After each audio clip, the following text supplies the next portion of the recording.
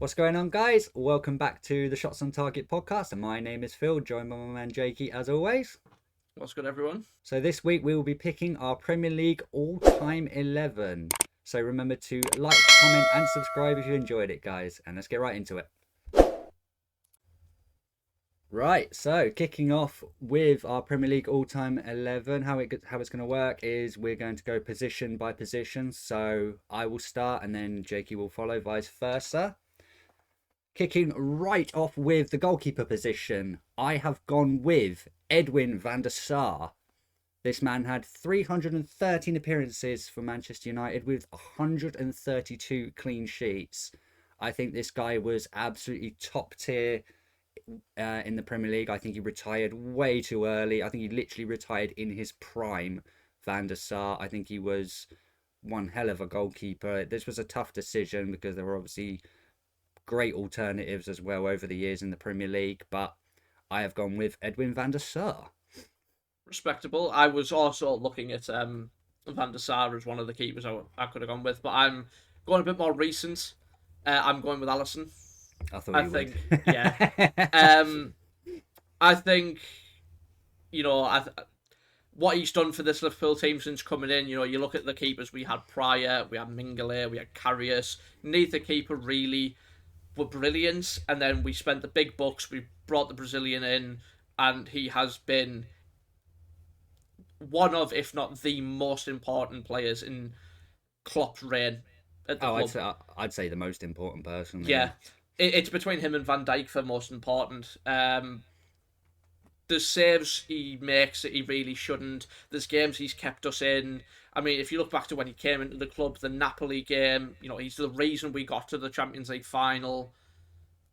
The last year, with how shit we were, he was the reason that we still finished fifth and we weren't lower down the table. He's been such an instrumental player for Liverpool, and I think he's right now. I think he's the best goalkeeper in the world, and I think he's one of the greatest goalkeepers in Premier League, and I'll happily say that.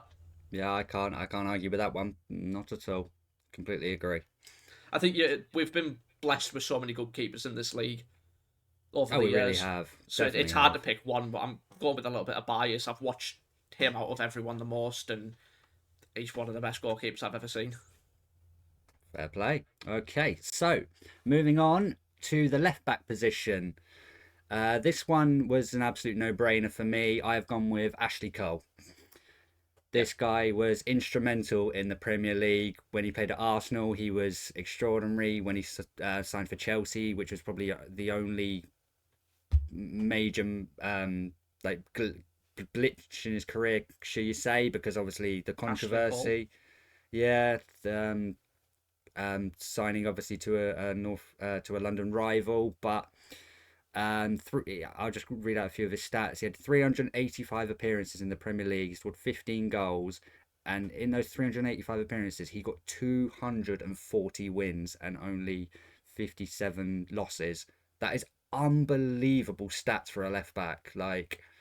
I think he was just absolutely instrumental in everything he did for the teams he played for. He was obviously part of that extraordinary Chelsea team with Lampard and Terry. And yeah, absolute no-brainer for me, Ashley Cole. Yeah, I agree. I think it's the big standout for left backs in this league. Every left back probably looked up to Ashley Cole at one point, and he is a fantastic defender. And he's also my left back, for the greatest Premier League 11. It's a no-brainer. I don't think there's many that could get close to him. Unplayable on his day. Don't think so. I will say, I think there was a close second, not close, but there was second place that was there for me, which was Robertson, just because of what he's done in the Premier League. But he was never getting close to Ashley Cole. But he might by the end of his career, but he's definitely second, but there's a very big gap between Robbo and Ashley Cole. Definitely. A very big gap. So, moving on to the centre-backs. This is where it could get interesting. My left centre-back is Nemanja Vidic. This guy was an absolute machine. I remember when I used to watch him, he absolutely dominated defence with Rio at the back. When those two were at the back, United didn't look like conceding much at all. He was an absolute machine. He'd put his body on the line. His pace was actually, he didn't look like he's someone that should have pace, but he had a bit of pace about him. He was so smart about the way he defended, and he was just one of the big reasons why Manchester United was so dominant back then. So for me, Nemanja Vidic 100%. And just quickly as well, he had 211 appearances and it was 149 wins, only 27 losses, which is actually one of the least amount of losses for a defender over 200 appearances in the Premier League, which is an unbelievable stat. Yep. I when I've gone with is Manchester United partner. I've gone with Rio Ferdinand. I think out Okay, of the two of them, I thought Rio was the better defender. He was interesting. smarter. He was quicker. I think if you were wanting to get anything out of a game, and being a Liverpool fan, watching the years of dominance, but the times we used to go to Old Trafford and they would come to us and we would get results. Out of them two that we always targeted, it was Vidic that we targeted. He was always prone to a red card. He was quite brash. He was sometimes reckless. Not to say he wasn't a great defender, which obviously he was. You don't win that much and lose that little as a bad player. But I think out of the two of them, I think it was Rio that was probably the better one, and the one that it's very rare you would see him on a bad day. I agree with that statement. The one thing I will say in terms of Vidic over Rio, the reason I chose that way is because obviously Rio was an absolutely stunning defender in his day. Um, But with Vidic, he's one of those. Yeah, I get he didn't have the pace like Rio and stuff like that, and it's kind of like whoever partners Van Dijk now. Do you know what I mean? Van Dijk will always get the plaudits because he Yeah, is that man. Do you know what I mean? But when they needed Nemanja Vidic, he was there. And I prefer these defenders. I get that you've got like your smart defenders and the pacey defenders and stuff like that, but he was just an absolute machine, and I love defenders like that. Obviously, this is our own personal preference, yeah, and I just love defenders that would just happily just stick a tackle in and throw their body on the line and stuff like that. So yeah. I, okay, so the right centre back position, I have gone with the Man City legend himself, Vincent Company. There was no way in hell this guy was not making my all-time Premier League 11. I think he was an outstanding captain, an outstanding centre back, and he is the main reason why Man City was the team they were. Obviously, you have your De Bruyne's, your Aguero's, your David Silvas, etc.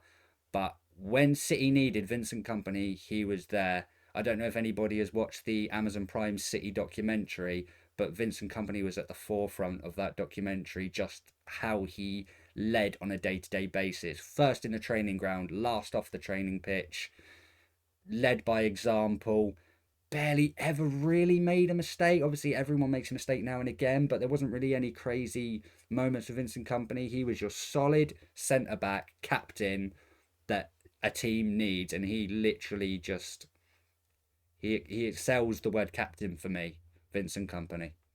yeah, I can see your point. Uh, I'm inclined to disagree because I don't think you can have one of the greatest Premier League's 11 without having John Terry in it. It You was a know, tough one. It was a tough controversy one. surrounding his name or not, he was a fantastic defender. He was part of a very, very strong Chelsea team. A one that went, what was it? Was it 2 or 3 seasons unbeaten at home under Mourinho? Yeah. I think, is one a part of one of the greatest partnerships in terms of like win percentage. He was, for someone who didn't look like he should have pace, he was pretty quick. He was a great tackler. He was a leader, and I think it's hard to say that he's not a part of this Premier League 11. I think he's probably one of the best defenders that has been in the Premier League. I agree with you, and like I said, tough decisions had to be made, and again, this is all personal preference, but I'm not saying Vincent Company was a better defender than John Terry, but in terms of like I said, what I believe a good defender should be, don't get me wrong, Terry was like Vincent Company in a way. He was an absolute captain, leader on the pitch, off the pitch, etc. just tough decisions had to be made, unfortunately, and that's what I've gone with. If we're being real, though, Van Dijk's better than them all. So. No, he's not. No, he is not. He has got a way to go before he gets into the company Terry I think he's better than conversation. Company, in my No, I opinion, as a disagree. defender. I As a completely defender, disagree. No chance. No, no, no. as a defender, he's a better player than a better defender than Company. I I'll disagree I'll I'll die on completely. that hill. But we shall move on. Okay, so the right back spot. I have gone with Mr. Gary Neville. Um, Obviously, in terms of like an actual what people would call a good defender these days. Let's be honest. If Gary Neville was in the Premier League these days, he wouldn't even make it into the Championship, most likely. But the reason I've picked Gary Neville is because of exactly what he brought to a team. He Alex Ferguson was one of those managers where he just wanted 11 people to go out there and do exactly what he wanted them to do. He didn't want them to move away from the tactics or anything, and that's exactly what Gary Neville did. David Beckham even said in his documentary he would not be the player he was at Manchester United without knowing Gary Neville was behind him. Just that little bit of stability. Sometimes you don't need the best player in that position in the world to be behind you. You don't need someone that's going to deliver 20 assists a season or 10 goals, etc., or anything like that. But when you put Gary Neville in that Manchester United team, they were a better team. Simple as. No one could fill that role, and that's why Sir Alex never replaced him, never even looked to replace him. Even when Gary Neville was coming to the end of his career, Sir Alex still picked him, and because of the intangibles that Gary Neville brought. And I mean, 400 appearances for Manchester United with over 256 wins. Again, that's an unbelievable stat. I get, obviously, people will say, yeah, but look at the players around him. I get that completely. Sometimes Gary Neville would even say himself he was carried in that Manchester United team. But when push comes to shove and you needed Gary Neville to do what he did in that right back spot, he did it. I respect it. I've gone very much different with my pick. I've gone for more what the modern fullback kind of offers, and I've gone with Trent. You know, lot of well, a controversial pick, as some might say, but I think for Very. coming into the team as young as he did at 18, and he's never ever looked like he should be out of that team, even when he might not be the best defender really in the modern day. Who is right backs have evolved so much. You look at Reece James, a very attacking fullback. You look at Kyle Walker, a very attacking fullback. He very rarely sits back anymore. You look at Livramento coming through as well, a very attacking fullback. Um, and I don't think many do it better than Trent. The numbers that he's put up from right back, I know that's you look at right back and you say that's not his job, but with how football has evolved, he's consistently put up the numbers that Kevin De Bruyne has in midfield, with terms of assists, contributing to attacks, and Trent isn't a bad defender. I don't buy this whole he can't defend. You wouldn't keep him in the team if he couldn't defend. While he's not the best at it, I think he offers a lot more going forward than he does, say, if we were to play Gomez or someone else at right back. Oh, without And doubt. I think over the years, you look at that 18-19 season where he was ridiculously good, like putting double figures number of assists on. It's ridiculous. He's been so instrumental into a Liverpool team that has gone on to win everything. And I think it's hard not to give him, the plaudits that he deserves and say, I think, in my opinion, is probably one of the greatest right backs in the Premier League. Don't get me wrong. I think you ask anyone in terms of just being a footballer, people will say Trent is one of the best we have in the Premier League right now. In terms of, like you say, what he brings. Um, but I think it's gonna divide opinion, because I think there's gonna be people from like my era that obviously saw defending like defending should be, Yeah. where right backs stayed back and just defended. You know what I mean? They didn't overlap very often and stuff like that. They wasn't those attacking right backs and left backs you see these days, and that's where the conversation comes into it for sure. But as you say, the football has evolved, and that's exactly what your right back and left back have to do these days to be competitive. And I got to agree with you. No one does it better than Trent. Mm-hmm. But So moving on, we've obviously got different formations, but I'm going to go with my left mid, who I'm actually playing out of position in this one, but I don't care whatsoever. This guy's never played left mid, but he had to be in my team. It is Mo Salah. I mean, his stats absolutely speak for themselves. I don't really have to say too much on Mo Salah. Everyone's seen him, what he brings to the Liverpool team, what he did for Liverpool. 243 appearances, 149 goals, 63 assists, 3 golden boots, a Premier League title, Champions League. Like, what can you really say about Mo Salah? He is one of the best players in the world, and he deserves a spot in my team. Don't care if I'm playing him out of position. That's where he's playing. yeah, so obviously with it being different formations, I'm going to give one of my midfielders first, and I don't think many will disagree with me when I say Patrick Vieira. I don't think many will disagree with that at all. He was he was an absolute warrior in that Arsenal midfield. He was the general. He was big. He was strong. He could defend. He could attack. He could really do it all. And he was part of that very infamous unbeaten team, I believe, for He Arsenal. was. Yeah, the Invincibles, yeah. And I just think an absolutely unbelievable player. He was. I used to love watching Patty Vieira play. He was one of those players when I was growing up watching football and playing football. It was like I want to play like Patrick Vieira. Like I was. That's how I played. He was just someone that got stuck in, and And he's if brilliant. you always remember the battles of fucking him and Roy Keane. Oh That yeah. they always offered fireworks in them games, and it was a joy to watch both of them. Yeah, you just don't see that these days. It pisses You me off. It don't. really does. It You really really pisses don't. me off. Even football's gone PG these days, and it actually pisses me off. Just let them get at it, man. Let them get at it. Throw a couple of swings. Sod it. Throw an Give them elbow. both. Give them. Fuck it. Give them. Give them both a booking. Sod it. But moving on. Obviously you moving into your centre mid, so I will start with mine. I am my first centre mid is Frank Lampard, the Chelsea legend.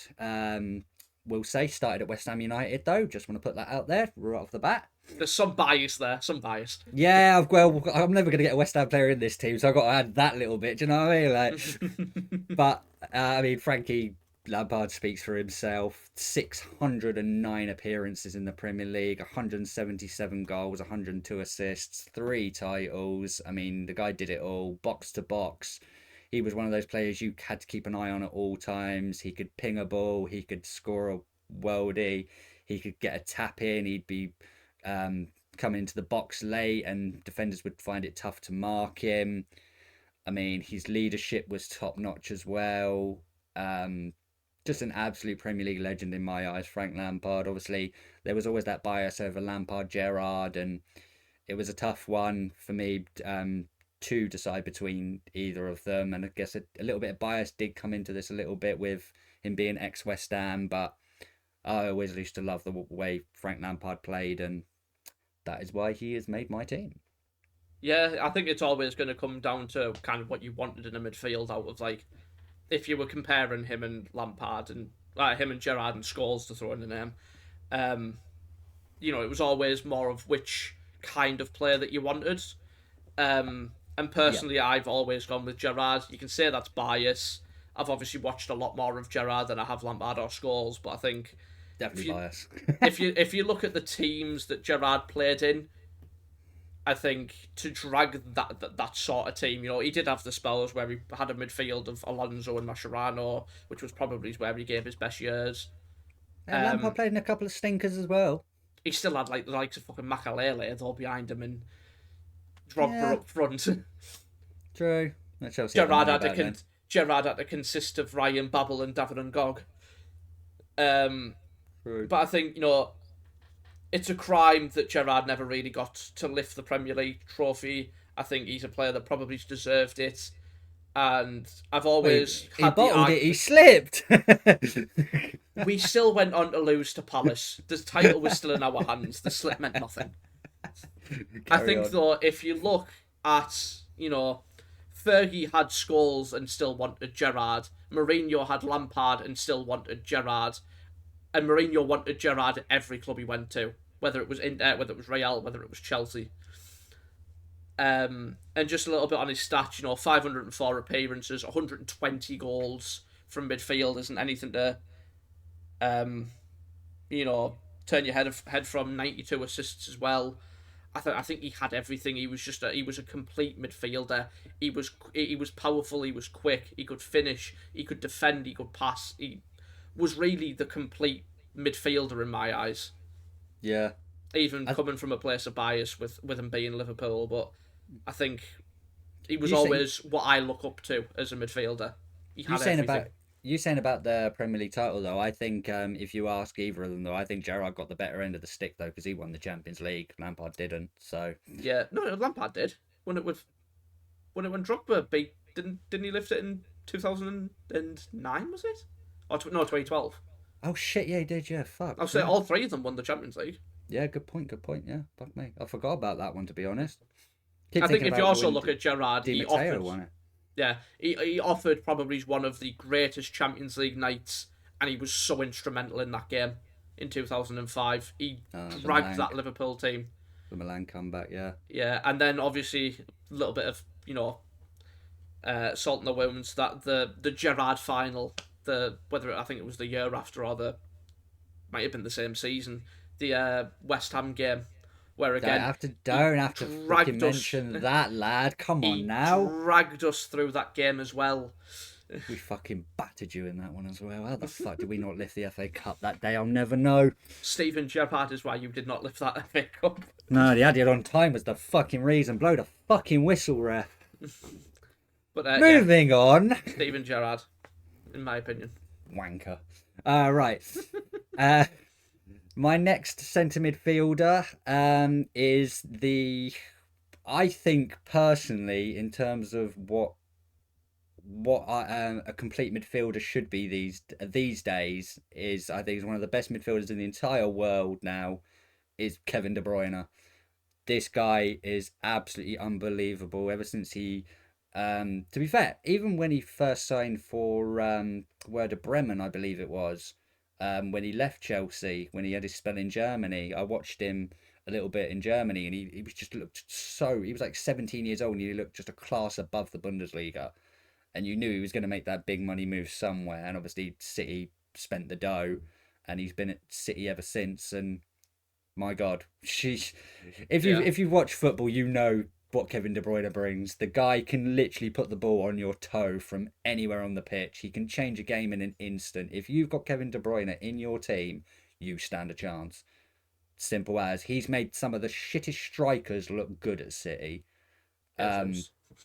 Jesus. But yeah, for me, his stats speak for themselves as well. 243 appearances, 170 wins, 102 assists, only 32 losses. I think it's 4 league titles, something like that. Obviously, he's now lifted the Champions League as well. Multiple trophies all over the gaff. One of the best players in the world for me, Kevin De Bruyne, ladies and gentlemen. Yeah, and he also makes my team. It's my third midfield slot. Pretty much like you say, he's probably the greatest midfielder in the world at the minute. Even with him with his injury problems, obviously he's getting on a bit now. But still, has been the main player in that Manchester City team since he's come in. It's just been a joy to watch. If you think Manchester City, you immediately think of Kevin De Bruyne. And I don't think anyone disagrees with that. He is the best midfielder in the world for what he offers: goals, assists. He even puts a shift in going backwards. He's not shy of getting stuck in. And the game-changing moments as well. Yeah. Kevin De Bruyne. But yeah, Kevin De Bruyne. Okay, so obviously I'm playing a 4-4-2. My right midfielder is obviously an absolute legend in the game of football. He will be spoke about for years and years to come. He had a fantastic battle with Lionel Messi for years. Ladies and gentlemen, Cristiano Ronaldo. I mean, what more do I have to say about Cristiano Ronaldo? I will say his stats don't actually speak that well for themselves in terms of other players in the Premier League. 236 appearances and only 103 goals. and only 37 assists. But everyone knows, I mean, he blueprinted a brand new free kick routine, scoring from like 40 yards out against Portsmouth. He was the one that brought like skill moves to the Premier League. He just brought a different alternative to the Premier League that no one had ever seen before. And he obviously was only in the Premier League for a few years, and then he got his big money move to Real Madrid, and he carried on from there. And like I said, he battled Lionel Messi for years. Um, I think it's 3 Ballon d'Ors he won, because Messi's got 5, Ronaldo got 3. I think if I'm correct. Um, Messi has 8, Ronaldo has 5. oh, got it the wrong way round. Wait, Messi has 8 Ballon d'Ors. Yes. Oh fucking hell. Okay, well off then. Um, but either way, yeah, there was no way this guy couldn't make my team. Like I say, if we're going by just stats, he actually wouldn't make my team. There are actually better alternatives out there in terms of stats, but again, personal preference and what he brings to a team and what he brought to the Premier League has to make it for me. Yeah, I 100% agree. On the right, I've gone with the man who's played on the right for his entire Liverpool career, just like you did. Well, not where you've put him, but just like you, I have gone Mohamed Salah. It's fine where I put him. He has a weak foot. It's fucking fine. No, he doesn't. It's weak foot shit. But no, I think the stats speak for himself. Obviously, he came back into the league and immediately hit the ground running with goals, assists. He broke the what was the long-standing Premier League record of 31 goals. It was only by a goal, but still, he beat it in his first season back. Um, and he's gone on to be such an instrumental player in this Liverpool team. Whether it be chipping in with goals, some worldy goals as well. I think back to the one he scored against Chelsea, the ones he scored against Roma, Everton. Like, Oh, he's had many of them. he's had so many amazing goals for us, and I think he's up there in terms of goals with Gerrard now. Obviously, in a lot less games, naturally being a more forward player, but um, yeah, he's won everything with the club. He's been instrumental in winning everything with the club. The goals he scored in the road to the final, in the finals. He was massive when we won the league, and he still, even now, he offers scores, assists, and he's kept it up to such a consistent level since we signed him. I think 5 years ago now, 2017, 5 6 years ago now, Yep. and he's just been consistently one of the best players in the Premier League. And I don't think it's a stretch to say he's probably the best right winger the Premier League has ever seen, like actual right winger, because Yeah, we've got to agree with you there. Ronaldo's not a right winger; he's a left winger. Yeah, no, I got Yeah, to agree with you. Got to agree with you. So moving on to my strikers, this one was ridiculously tough for me. I mean, there have been so many good strikers over the years. There will be players that have missed out that people will be like, how the hell could he miss out? But again, personal preference. So I'm going to start with probably the one that people might speak about the most, but I have gone with Sergio Aguero. This guy for me was an ultimate goal scorer. I mean, 275 appearances, 184 goals. I think he's probably scored one of the most unbelievable goals in Premier League in terms of moments. That last second winner for Manchester City to take their first title against QPR.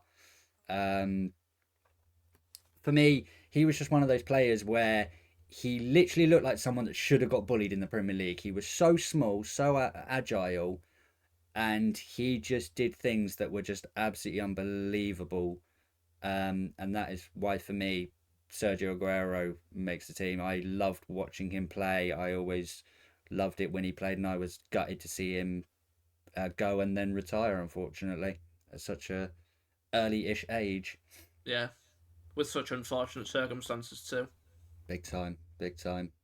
For me, I'll move over to the left.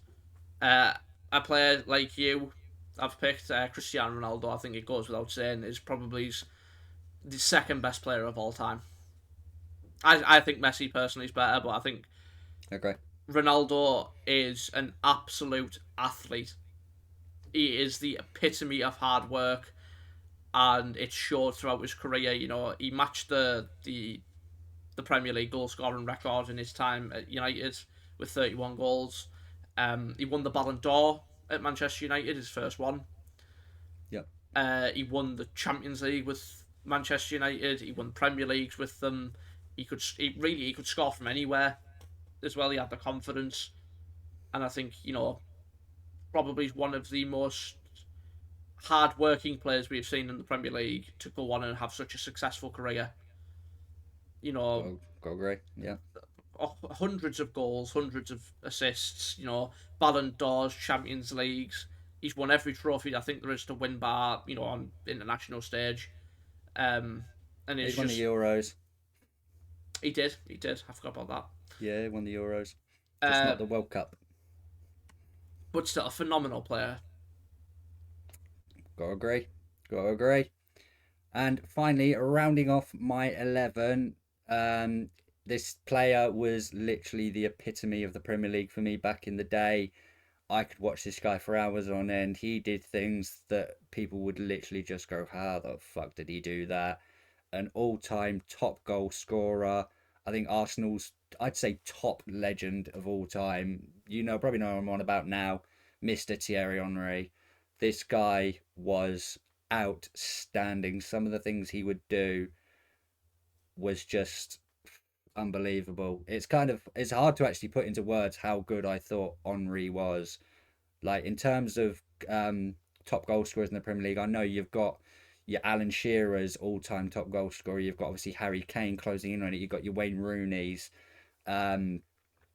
etc., etc. Could go on, but for me, when I was picking my all-time 11, there was no way Henry missed out. Not a chance in hell. Unbelievable. 4 golden boots. Like his stats really do speak for themselves. 175 goals in 258 appearances. That means he averages over a goal a game. Just unbelievable stats. Really is. And yeah, for me, could not miss out. Thierry Henry. Yeah, I agree. He is also the man leading the line for me.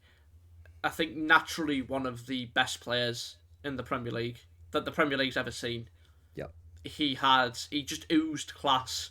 You look back at the goals he scored, the one against United where his back's a goal and he flicks it Oh, up and volleys it over the player. Like, that's one of my favourite all-time goals yeah, ever. Like he, I he love that goal. and like I know I was young when Thierry Henry obviously played in the Premier League, but I still remember being terrorized. Like our team being terrorized by him.